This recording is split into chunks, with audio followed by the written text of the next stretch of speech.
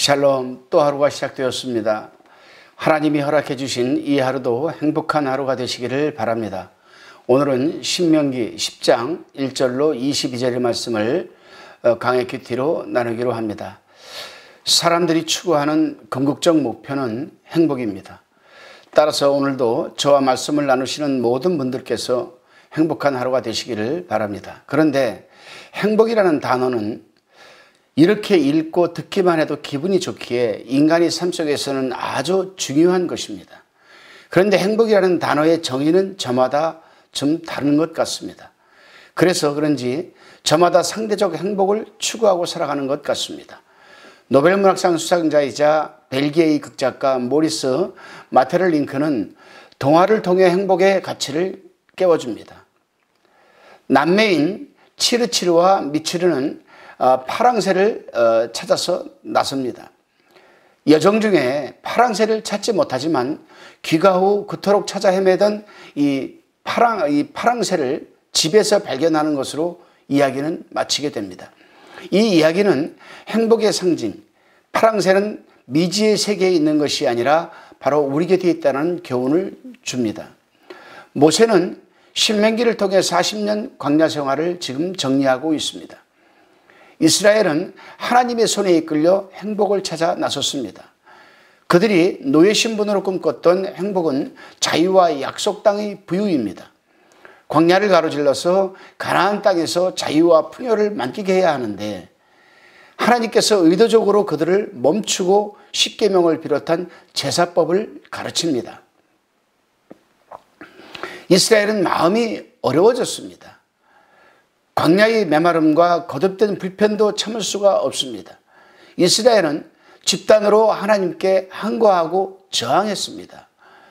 최소한의 행복이라 생각했던 의식주를 책임지던 이집트 노예의 회기를 계획하기도 합니다. 자유와 행복을 주시겠다는 하나님의 걸림돌이 되는 아이러니한 상황이 펼쳐진 겁니다. 여러분, 참된 행복은 어떻게 주어지는 것입니까? 본문은 우리에게 참 행복과 이를 누리는 방법을 알려주고 있습니다. 본문 1절로 5절을 읽어보면 하나님은 황금 송아지를 향해 던져버린 십계명 두 돌판을 다시 만들어 오고 돌판을 보관할 법궤를 만들라고 모세에게 명령합니다. 아브라함을 아브라함으로 거듭나게 하신 엘샤다이 전능자이신 하나님은 약속의 말씀을 주셨습니다. 말씀이 보증되어 이스라엘이 하늘의 별처럼 땅의 모래처럼 많아졌습니다. 본문 22절을 보면은 4세기가 넘는 이집트 노예 생활을 청산하게 한 것도 하나님의 말씀이었습니다. 하나님의 말씀은 성도가 그토록 찾았던 행복의 파랑새가 아닌가 생각합니다.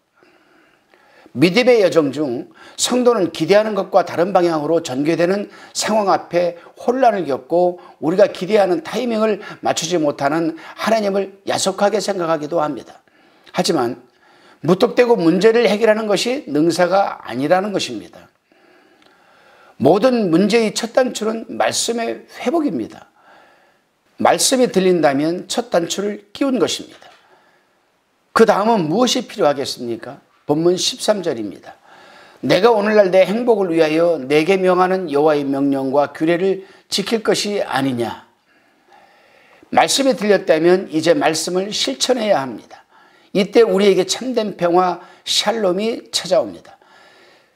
세상이 제시하는 상대적 행복의 기준을 통해 우리에게 참된 평화는 결코 없습니다. 다툼과 경쟁, 좌절과 수치가 있을 뿐입니다. 절대 행복과 만족은 오직 하나님으로부터 그리고 그분의 말씀으로 비롯됩니다. 왜냐?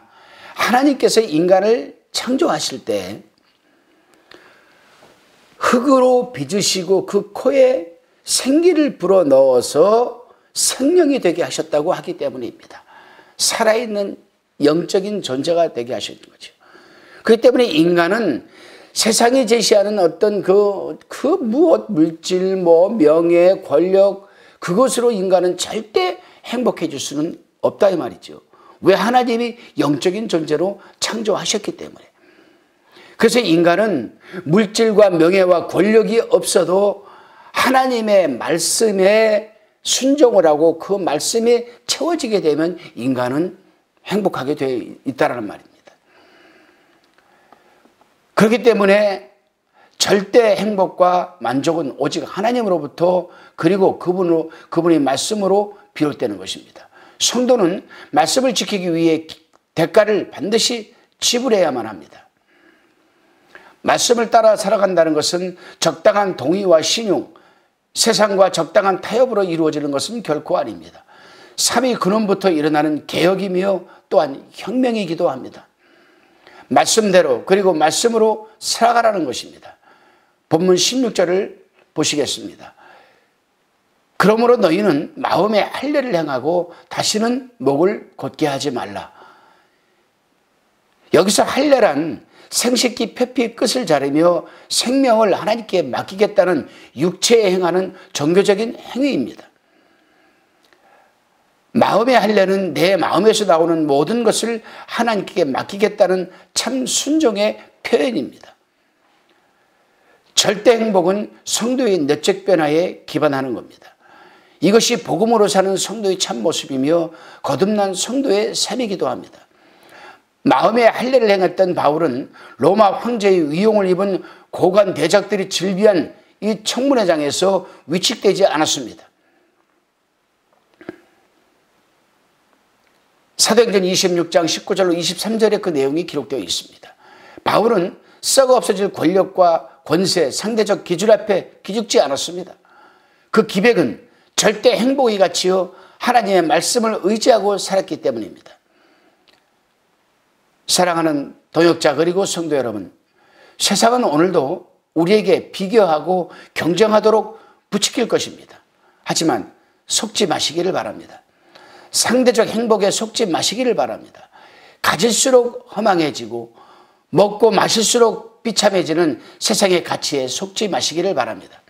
우리가 하나님의 말씀을 들여다보고 말씀이 우리를 들여다볼 때 절대 행복의 가치를 누릴 수가 있는 겁니다. 오늘 하루 하나님 말씀 앞에 서서 말씀을 따라가시기를 바랍니다. 말씀을 따라 행복의 파랑새를 발견한 모세는 고백합니다. 신명기 33장 29절 말씀입니다. 이스라엘이여 너는 행복자로다. 여호와의 구원을 너같이 얻은 백성이 누구뇨? 그는 너를 돕는 방패시요 너희 영광이 칼이시로다. 내 대적이 내게 복종하리니 내가 그들이 높은 곳을 밟으리로다. 기도하시겠습니다. 주님, 행복의 파랑새를 찾아 헤매며 상대적 행복을 추구하느라 소진된 저희를 불쌍히 여겨 주옵소서. 말씀의 외형만 붙들고 메마른 종교활동에 집착한 저희를 용서하옵소서. 주님이 말씀 안에서 말씀을 따라 살아가는 절대 행복을 허락하옵소서. 엘샤다이 전능자이신 주님, 대한민국의 혼란한 전국을 새롭게 하시고 모든 이들이 주님을 통해 절대 행복을 누리는 은총을 허락하여 주시옵소서. 예수 그리스도의 이름으로 감사하며 기도드리옵나이다. 아멘.